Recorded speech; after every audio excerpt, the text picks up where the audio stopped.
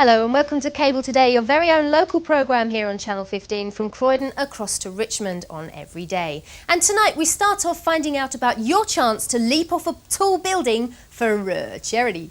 Jean Saunders is here from Merton Council in the press office to tell us how you, and also Justin here, can abseil off the side of 14-storey Crown House in Morden on May the 1st. More about that later. Plus, is chocolate a sin? Some frightening facts about chocolate on your teeth with a chat to a dentist and also a doctor in part 4 of this week's series with Becky, who's also here for our other regular Thursday fixture. Yes, on the Baby Clinic we're going to be finding out about Tumble Tots, which is an organisation that many mothers and fathers know about already that helps develop physical confidence. And to help us talk about it are two ladies, Pat Crilly and Jenny Cosgrave, who are from Tumble Tots and who, as you can see, are wearing their Tumble Tots t-shirts. Brilliant. Gym for your youngster a bit later on. But first it's time, as ever, for the local news, today with Shoba Vazirani. Good evening, you're with the news desk. I'm Shoba Vazirani. Tonight's top story, a 4-year-old boy is fighting for his life with gunshot wounds. A 4-year-old South Norwood boy is tonight fighting for his life after shooting himself in the head with an airgun. Leo Bryan was playing with his teenage uncle at his grandmother's home in Rees Gardens when the gun went off. He was rushed to the Royal London Hospital by air ambulance where surgeons removed a pellet from his brain. He's now in a critical condition. His family have been interviewed, but police have ruled out any foul play. A woman was robbed of £6,000 takings from the Beulah Spa public house in Upper Norwood yesterday. She was accosted by a man outside and pushed to the ground. He grabbed her bag and ran off into a waiting white Mazda driven by an accomplice. He's been described as white, around 6 feet tall, in his 30s with short fair hair. He was wearing John Lennon-style glasses, a black jacket and blue jeans. 2 schoolboys were mugged in the street by Alders car park in Croydon early yesterday evening. The youngsters were followed by 2 youths from the Whitgift Centre and forced to hand over a wallet containing £20. Both suspects are black and believed to be around 17. One had a diagonal flat top afro hairstyle and was wearing a dark jacket and jeans. The other was wearing a cream baseball cap, black jacket and jeans. A West Croydon landlady has been fined £250 plus £250 costs for harassing tenants. Croydon magistrates heard that Mary Ioma of Broad Green Avenue shouted and caused disturbance to her tenants at night and early in the morning for over a month. A look at sport now, and Palace are playing Leeds away on Saturday while Wimbledon will be entertaining Nottingham Forest. Next Wednesday, that's April the 21st, Palace will be looking for points when they play Manchester United at home, and the Dons will be travelling to Main Road to face Manchester City. Crystal Palace's Eddie McGoldrick is in the Republic of Ireland squad to play Denmark on April the 28th, that was announced this week. Another player in the news is the Dons' Vinnie Jones, who had his disciplinary hearing at the FA. He was fined £1,000 and given a 4-match ban. The controversial Wimbledon star has already served 3 games of the ban and will therefore be back for his team's last 3 games of the season. Crystal Palace Basketball Club meet Brixton on Saturday afternoon in the vital playoff semi-final. If they win, they've reached Wembley for the playoff final on May the 2nd. The London Crusaders Rugby League Club have their final game of the season at home to Oldham on Sunday. The Crusaders still have an outside chance of reaching the Division 2 playoffs. Finally, from sport, Croydon's Mickey Hughes fights Leicester's Sean Cummings on Tuesday, April the 20th at Brentford for the FBA Pentacontinental Light Middleweight title. Parents planning to have their babies immunised with the MMR vaccine from tomorrow should check with their GPs and health clinics if there are enough stocks left. This week, the Health Department announced there'll be a 3-week delay on the vaccine because of a change of supplier. Croydon's Public Health Department said the jab is for babies between 12 and 15 months and a 3-week hold-up isn't a problem. Finally, a Thornton Heath man had a lucky escape when a car crashed into the front of his house. Ravi Shah was seconds away from taking his dog for a walk when a Ford Fiesta careered through his front garden fence. That's it from me. Now back to Debbie and the rest of tonight's Cable Today.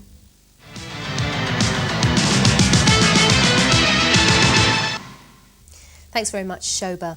Later on, we find out all about how exercise can be made into fun with Tumble Tots in the Thursday Baby Clinic with Becky, who's also off to the doctors and the dentist to find out if chocolate is really bad for you today in part 4 of this week's series. But now, if you're feeling particularly energetic and you fancy raising some money for disabled people into the bargain, how would you like to leap off the top of a 14-storey building? Here to discuss Merton's up-and-coming Take a Leap for Charity Day on May the 1st, in the studio now is Jean Saunders. Thanks for joining us from the press office at Merton Council. And also Justin Craig from Collier's Wood, who's going to be doing one of the jumps. But we'll come on to that later. Thanks for joining us in the studio. What does it involve, the leap? Well, we've decided to raise some funds for the Mayor's charities. And what it involved was catching a lift to the top of the 14-storey Merton Civic Centre, getting a rope on you and going over the edge. So it's actually abseiling. Abseiling, yes. Who's going to be helping out with it? We've got a professional abseiler whose job it is to provide all the equipment and to look after the people who are going to do it and to train them on how to do it. And he will guide them over the edge and down to the bottom. Now, how can people get involved with it then?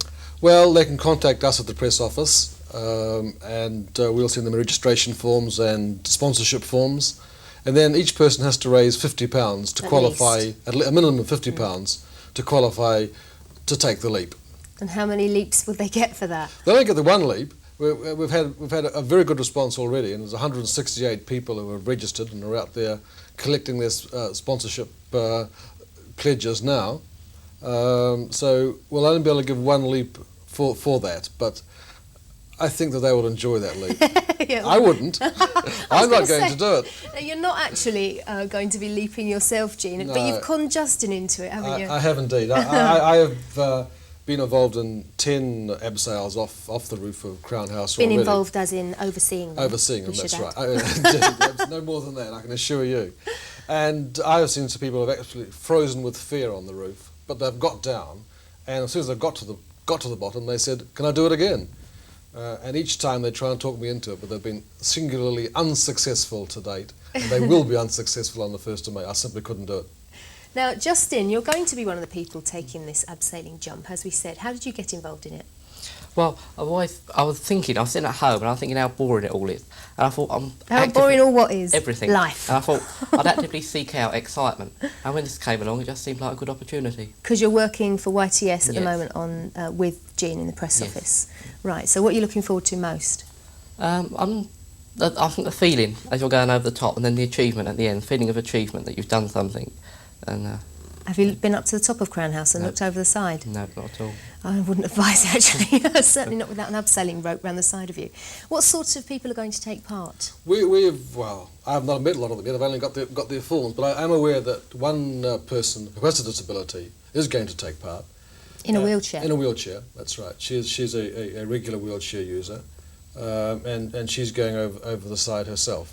And I think that's just tremendous, you know. Where's the rope attached to then? So just set our minds at peace. Technical point, I don't know, but I'm sure that the person who has to organise it, he's done it before with people in wheelchairs, and I'm sure that he will have it all organised very, very safely. Right, but normally with anybody who else who'd like to take part, there is a rope attached to the building, you said? Absolutely, yes. Right. We have a specially designed point on the building where the rope is attached to, and then it's attached to the person who's going over the edge, and our professional helper then guides the person over, physically holds the rope. And even if something happened to him, if he had a heart attack in the middle of the thing, the person wouldn't actually drop because the rope is still attached to the top of Crown House. Yeah.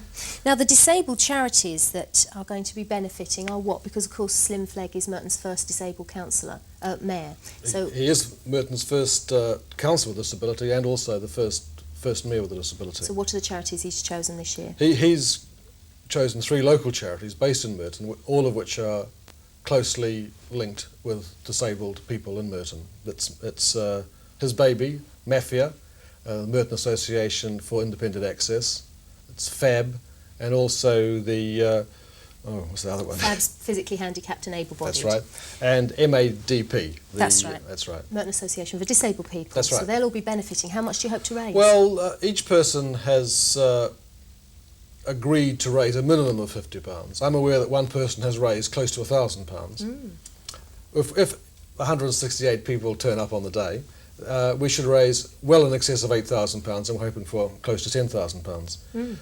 Well, best of luck with it, and thanks for letting us know. And if anyone else would like to turn up on the day, they can, and they can pay £25. They'll have to pay a fee to do it, but of course we won't turn anybody away. Right. Well, thanks very much for joining us. That's Jean Saunders from the Press Office at Merton Council, and also Justin, good luck with your job. And if anyone else would like to find out more about it, our hotline number, as ever, is 081 666 0432. Good luck to Merton Council with their Take a Leap for Charity Day on May the 1st. Later on, our baby clinic, but after the break, we find out more about chocolate. Is it a sin?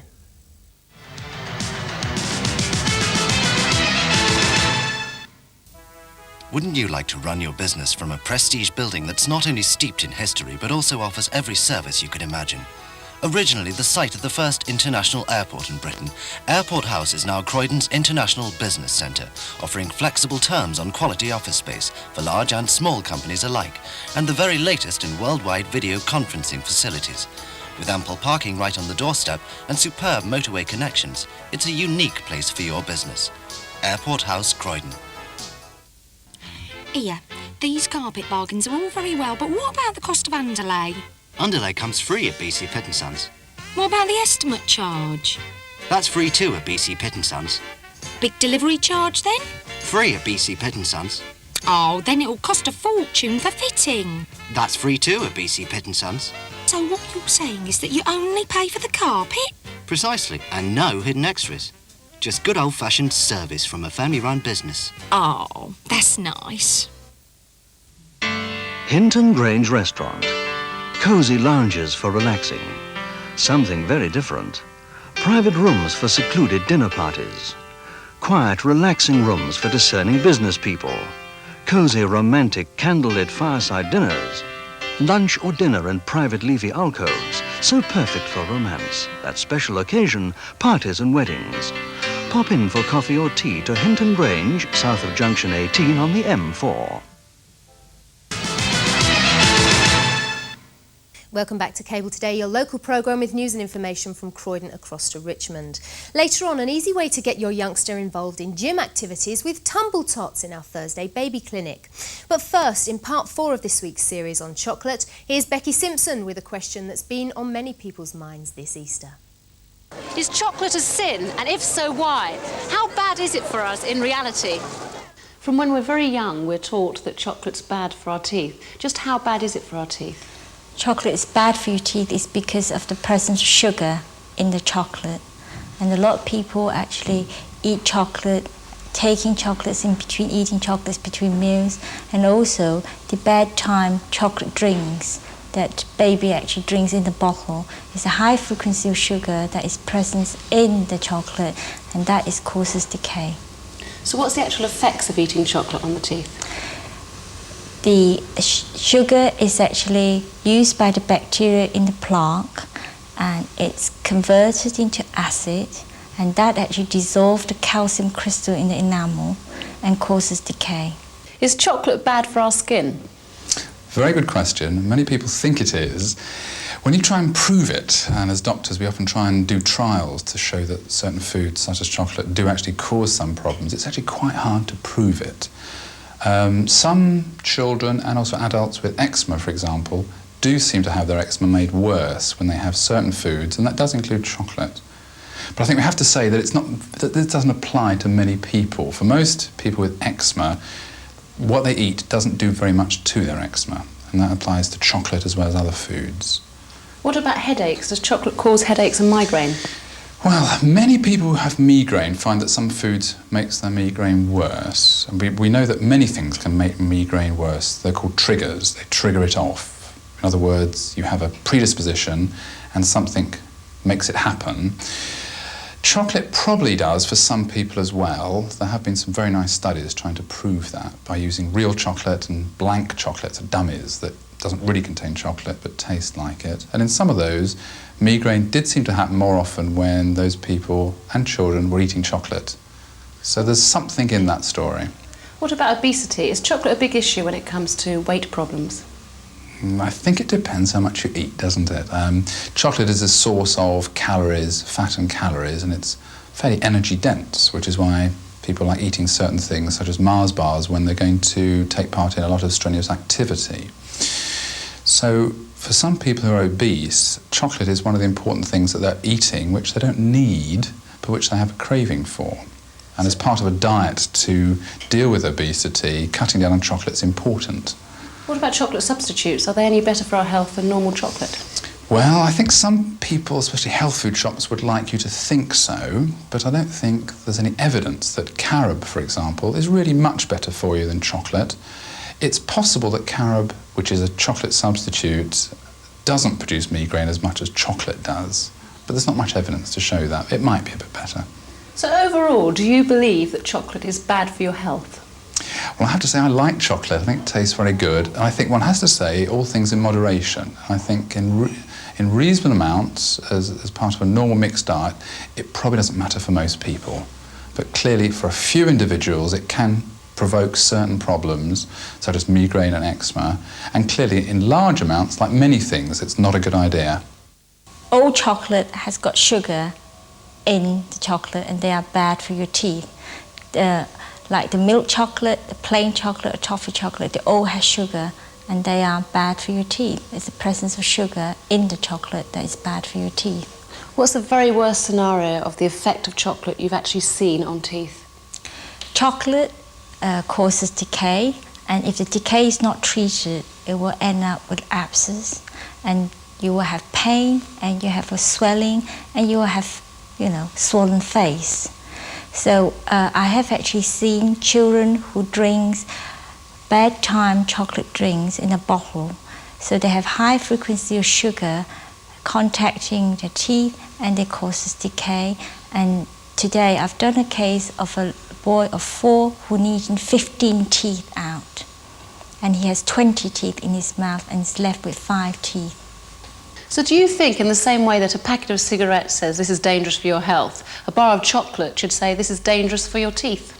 I think we should, as a consumer, should read the labels of foods that we buy, so that we know the presence, the contents of sugar and the percentage of sugar presence in this product.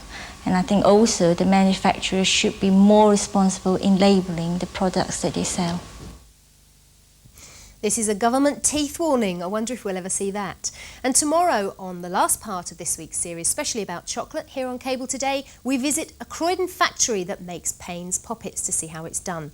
More after the break from Becky, though, on the Thursday Baby Clinic, on the subject of something which is definitely good for your child, exercise with Tumble Tots. Group Range Cars in Mitcham has made it even easier to buy a new or used Ford. Now there's 0% finance available on Fiestas, Orions, Escorts and Sierras. Yes, interest-free credit on all used 92 J&K models, and most new cars too. Choose your car, choose your colour. Put down from just £1,400 and drive away. Part exchange welcome. Talk to Group Range Cars now about 0% finance. You'll do a great deal buying at Group Range Cars in London Road, Mitcham. Your friendly Ford dealer. Delicious. Succulent. Crunchy. Spicy. Work of art. Wonderful. Sweet.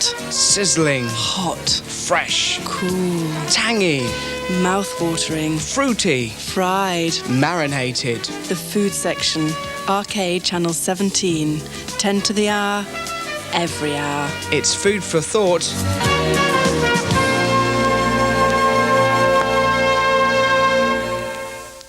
Times are hard and cash is tight, but here's the thing that's a pretty sight. It's carpet discounts like you've never seen, with quality first in every ream. There's bits and pieces and room sizes too, so there's bound to be something just for you. It's a family business in West Croydon, with Stan and Tony and of course our Ron. They'll see you right in what you need, with delivery and fitting with great speed. So if it's carpets you want, it's here you'll score. But if it's not, there's the pub next door.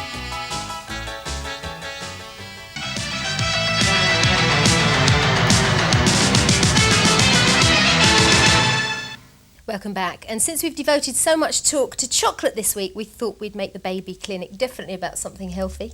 Yes, very healthy. Tumble Tots, all about physical activities for young people. But we could actually do with a help after all the chocolate I ate last week. And to help us talk about Tumble Tots is Pat Crilly, who's from the Croydon branch. Welcome, Hello. Pat. And Jenny Cosgrave, who's from the head office of Tumble Tots. First of all, Jenny, how was it actually set up? Tumble Tots actually started 15 years ago, well, nearly 15 years ago. Next year's our 15th birthday. And it started off within a gym club, and for the very young children who used to come in the morning for the under fives, but very quickly realised that there were people outside gymnastics who would like to be involved with young children, with under fives. And so my husband actually worked on developing equipment specially for young children, equipment for balancing, for climbing, for agility. And he actually went abroad for 2 years to raise the funds to actually start it, because there was no money available in which to start it. And so he went abroad, as I say, and raised the funds. And it actually, as it is now, it started in 1983. And what happens at a class, Pat? Well, the classes are grouped into different age ranges. The very youngest group, which is gym babes, is from 6 months up to walking. Then when you get into Tumble Tots, you have the age ranges of the walking to 2. That's the first age range, which is not a particularly structured class because of the age group. Then you have the 2 to 3 age group, and then the 3 to school age.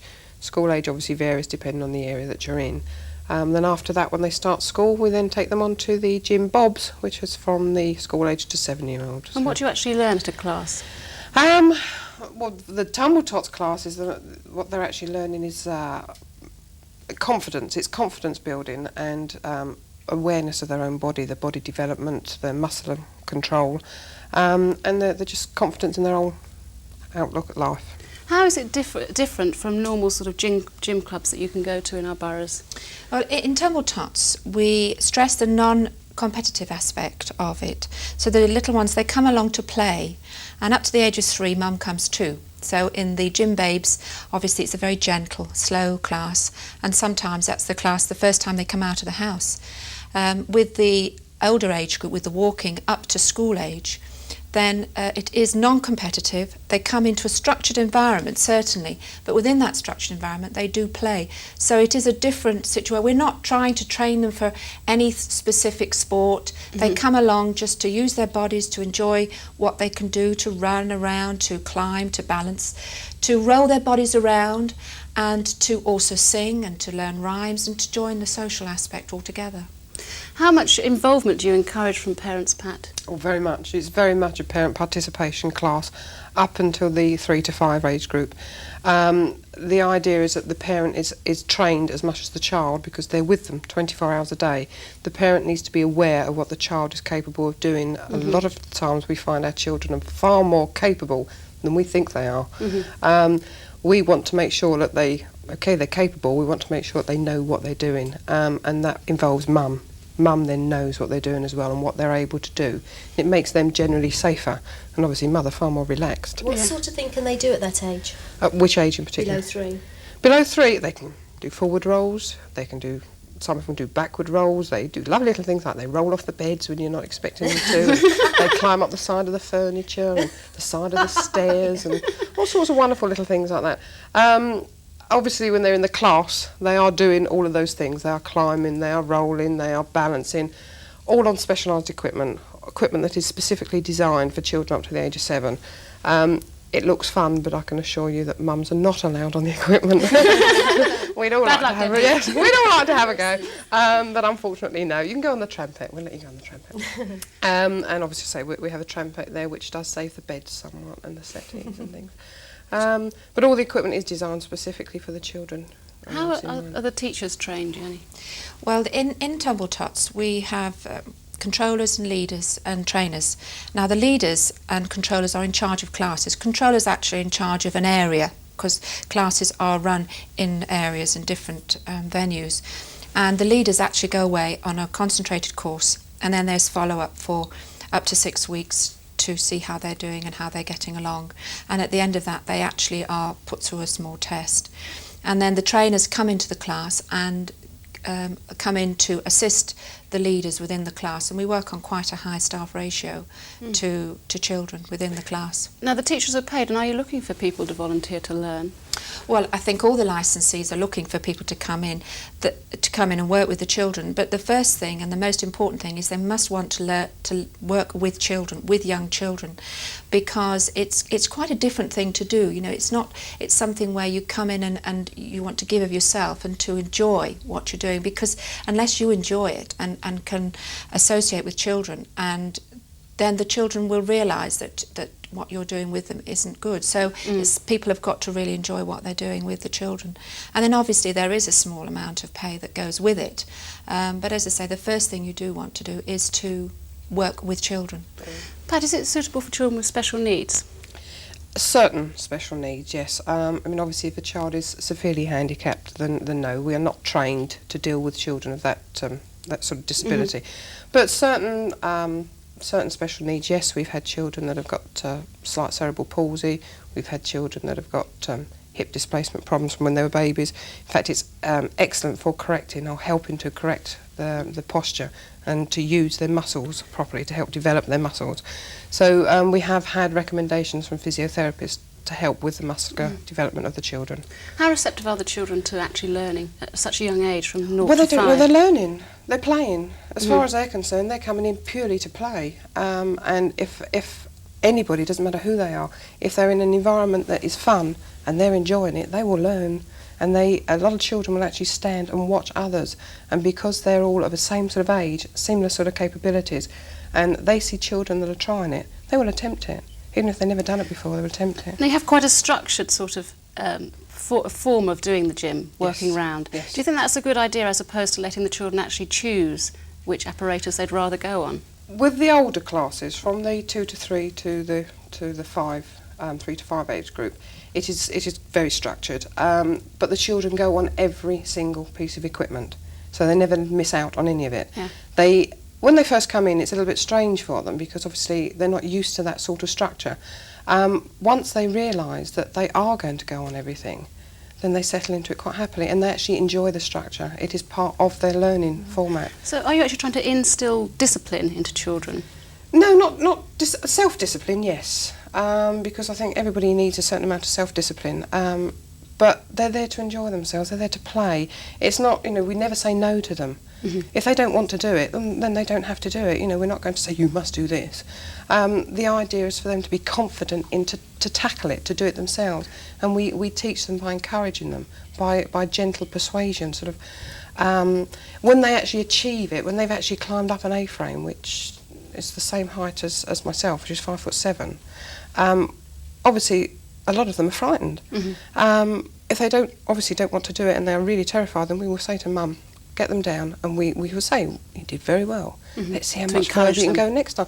And you will find that eventually they go right over. You've got children of 2 climbing over these A-frames and they think nothing of it. How much does it cost to come to one of your classes in Croydon? One of my classes, each session is £2.50. We usually do it on a half-term basis. We stick as much as possible to the London Borough of Croydon half-terms. And there's an annual registration of £10.95 where they are members of Tumble Tots UK. They have T-shirts, insurance and all sorts of things. And it's national, so there are branches everywhere that you can go to in our boroughs. boroughs. All over the country, and in Scotland and in Ireland. We've got all over the country. Pat and Jenny, thank you very much for talking to us about Tumble Tots. If anybody would like to know anything more about it, please do call our hotline on 081 666 0432, and I will forward you information of your nearest Tumble Tots. That's it for this week, Debbie. And the more exercise children get, the better nowadays. That's what I say. So you're going jogging later on, Bradley and Laura. Tomorrow, anyway.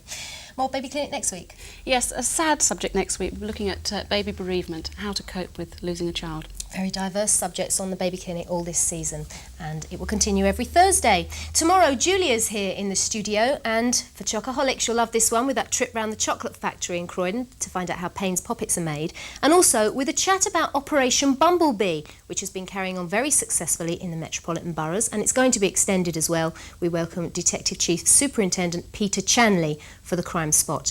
But from all of us here in the studio for now, bye-bye.